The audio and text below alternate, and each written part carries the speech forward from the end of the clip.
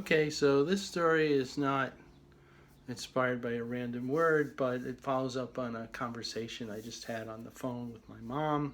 Somehow we got on the subject of acting, and I was kind of telling her that if you're like a supporting actor in like films or I guess whatever commercials, maybe theater, I don't know, but from my film production experience, that could be kind of a thankless position. You don't have a lot of control over what you're doing for a living. At least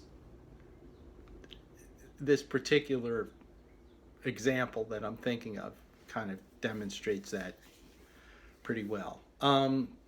So I worked as a PA, a production assistant, on Amityville 3D.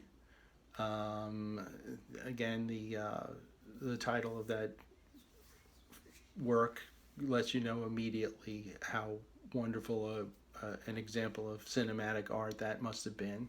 But anyway, so we shot in a studio outside of Mexico City for 11 weeks. Most of the principal photography was there. And one of the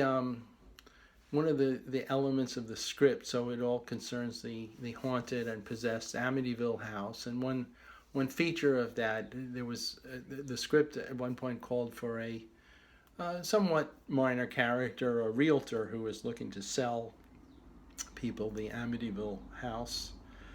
Maybe it's karmic justice that anybody would attempt to sort of sell such a demonic thing.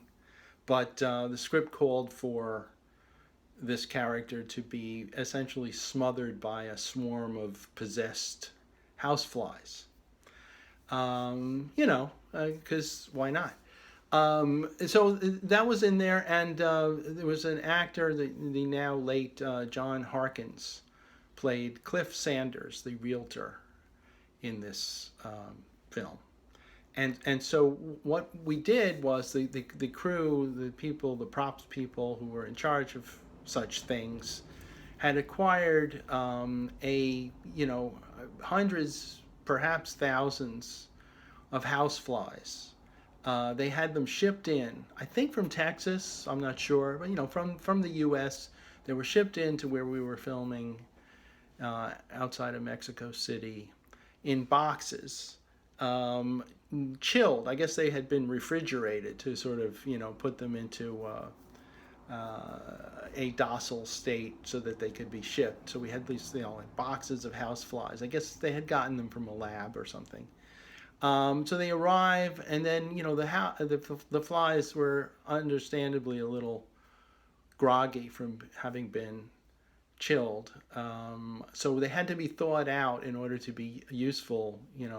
Working, as we like to call it in production, working in the scene.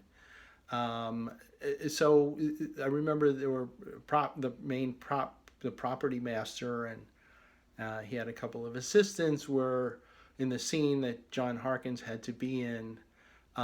They were like thawing them out with hair dryers, like the blowers, just trying to breathe some life into them because they were they were cold, they were frozen. I don't think they were frozen solid, but they were they were not, they were listless. They were they had to basically swarm, and the way that it was decided to do this effect would be called a practical effect as opposed to a special optical effect, because we were using actual flies.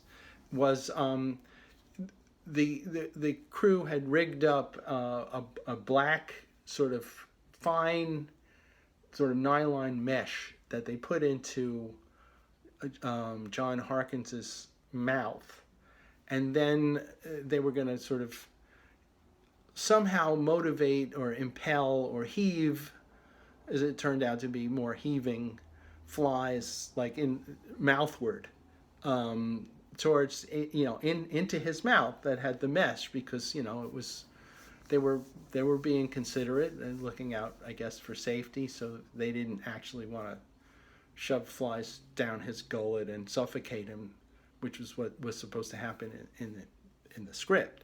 So that was thoughtful.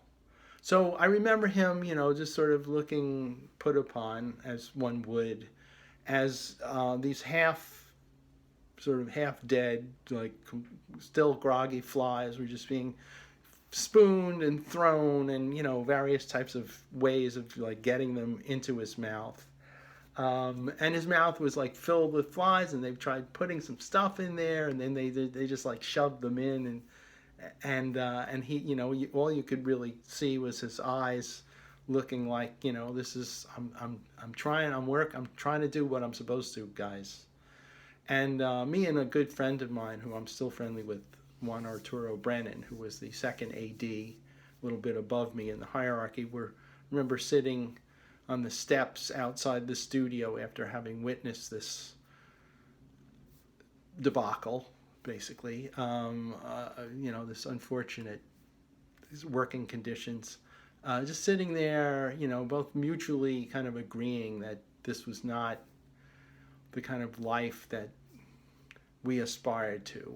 It was like let somebody else suffer through that. It doesn't look like the greatest gig in the world to be an actor on that level.